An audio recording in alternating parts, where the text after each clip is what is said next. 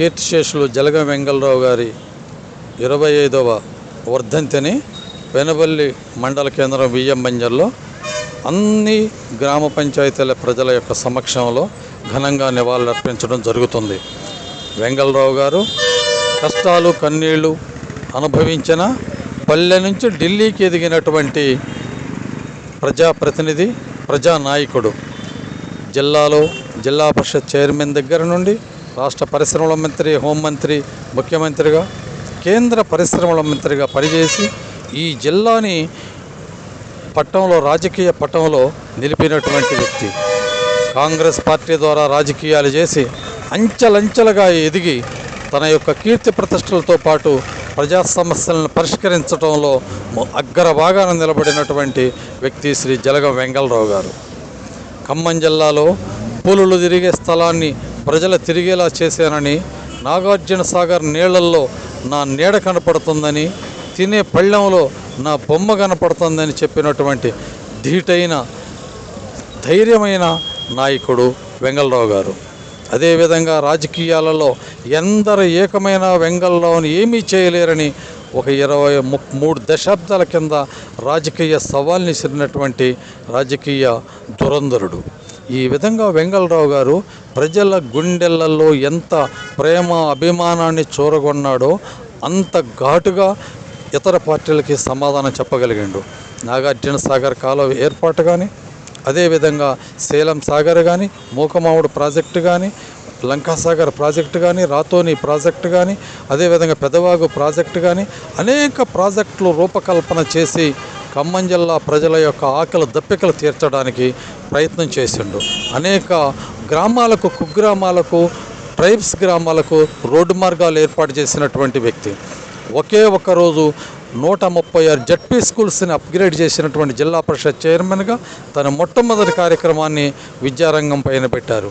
ఖమ్మం జిల్లాలో ఖమ్మం నుంచి కొత్తగూడెం, భద్రాచలం, అదేవిధంగా వైరా, తల్లాడ, బంజర్, సత్తుపల్లి, అసరాపేటలో బస్టాండ్ నిర్మాణాలు, హాస్పిటల్స్ నిర్మాణాలు, కాలేజీలు, జూనియర్ కళాశాలలు నిర్మాణాలు, డిగ్రీ కాలేజీల నిర్మాణాలు చేసి విద్య, వైద్య రంగాలలో పేద ప్రజలకి ఎంతో మహోన్నతమైనటువంటి సహాయం చేసినటువంటి వాడు. కాలువల ద్వారా, ప్రాజెక్టుల ద్వారా, చెరువుల ద్వారా నిర్మించటం వలన ప్రజల యొక్క ఆకలి దప్పికలు తీర్చి కరువు కాటకాల నుంచి ప్రజలకు తినడానికి ఆహారాన్ని అందించడానికి తను చేసినటువంటి కృషిని వినలేనటువంటిది. అదేవిధంగా ఈ జిల్లాలోనే కాకుండా రాష్ట్రంలో అనేక 3 Kakatiya university Warangal, Nagarjuna university Guntur, Krishnadevaraya university Anantapuram, Padmavathi university తిరుపతిలో 4 యూనివర్సిటీలు ఏర్పాటు చేసిండు. హైదరాబాదులో సెంట్రల్ యూనివర్సిటీని ఆ రోజులలో కేంద్రం అడగగానే స్థలం ఇచ్చి 100 ఎకరాలు అడిగితే 350 ఎకరాలు ఇచ్చినటువంటి గొప్ప వ్యక్తి. అదేవిధంగా ఖమ్మం జిల్లా చరిత్రలో భద్రాచలంలో paper board, heavy water plant, KTPS ఇవన్నీ అట్లాంటి మహానుభావుడిని మనము వచ్చే నాయకులను కూడా అడగాలి. వెంగళరావు గారు లాగా మీరు అభివృద్ధి చేయండి, చేస్తేనే మీకు మేము పూర్తిగా ప్రోత్సాహం ఇస్తాం. ఆ రోజు వెంగళరావు గారికి ఎట్లయితే మేము ప్రోత్సాహం ఇచ్చామో మీకు కూడా అదే విధంగా ఇస్తాము. అట్లా అభివృద్ధి చేయండి అని ప్రశ్నించాలి. కానీ డబ్బుతోని రాజకీయాలు, ఓట్లతోని రాజకీయాలు, నోట్లతోని రాజకీయాలు ఆ రోజు జరగలేదు.